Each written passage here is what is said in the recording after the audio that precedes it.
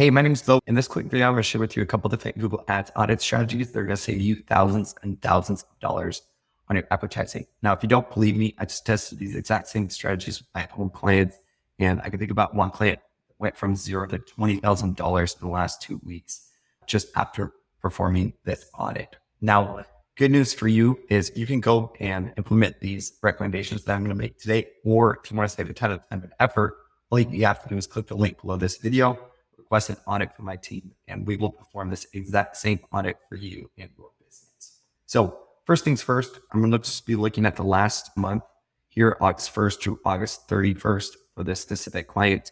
I really want to get a high level understanding of really what's going on. So I'm going to look at cost. How much did we spend? Spent $4,800. We generated almost, $46,000 worth of sales, net positive, almost $41,000. So this account is doing really good. Next thing that we want to look at are the conversion events set up correctly. You want to make sure if you are making any type of optimizations in the account, you're looking at accurate data. You don't want anything as far as your data goes to be screwed up. So what we like to do is just make sure that the conversion events are accurately set up in the account. So you can see here, this specific account shows 81 purchases, $45,000 worth of sales. If you don't have accurate conversion data set up in the account, you really can't make any optimizations. So you want to make sure that's the first thing. A couple different reminders. What you really want to do is make sure that whatever you're optimizing for is set up as your primary conversion action. So for this specific client, purchases are really valuable to them. We want to make sure that's listed as a primary conversion action in comparison to a secondary conversion action, because at the end of the day, we want to make sure to tell Google, hey, this is our main goal. This next chart gives me a day-to-day breakdown about performance in the account. So again, like I mentioned earlier, this specific account, they really want to focus on purchases. This will give me a day-to-day breakdown of purchases. And we go in and make any adjustment. We can really say, hey, has this helped out anything? Has things kind of dropped off? High level overview here, 81 purchases, cost per purchase spent $59. We're getting around 3 conversions per day as well. The next thing that we're going to do is we're going to go through all the campaigns in the account and find out which campaigns are performing well, which campaigns aren't performing as well. You can see here, we're going to kind of segment the active campaigns from the pause campaigns, go through those and really get a high level understanding of what's going on. For this specific client, you can see here that we have spent $2,400 on ads and generated almost $35,000 in sales from this specific campaign. Now, the second campaign isn't doing as well. $2,100 worth of spend, $8,700 worth of sales, net positive, $6,500. You can see other campaigns that we tested here, $250 worth of spend, $2,100 worth of sales. We're going to kind of get a breakdown of which campaigns are performing instead of the ads account. Now, this next report is actually really helpful because you saw the previous campaigns on the last slide. Those are 2 different types of campaigns. One's a performance max campaign, and one's a search campaign. Now, for this particular client, it seems like search is actually outperforming the performance max. So unfortunately, the data here that says search network with display select, that's really performance max. Again, what we can do is we can dive down to find out which campaign types are actually doing really well and optimize off of that. This next report here helps me stay in tune for what's going on in the ads account. From time to time, Google will go through and disapprove an ad, and they're going to send an email to disapproval, and we might not get that, or we might miss instead of our email inbox. So what we like to do is we like to make sure to have this report when we go through as kind of our standard operating procedure on a daily basis, just to make sure that we don't have any accounts with disapproved ads. Now, luckily, this account doesn't have any disapproved ads.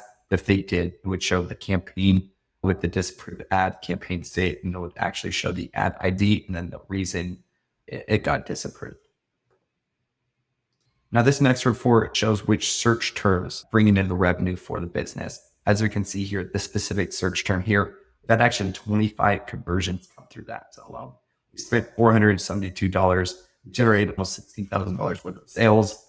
And as we go down, we can see that there's other search terms that aren't performing as well. But Essentially what we like to do is we like to find the winners and allocate more budget to that specific search term. And then we find the losers of search terms that aren't performing well and maybe pause those or add those as the keywords in the account.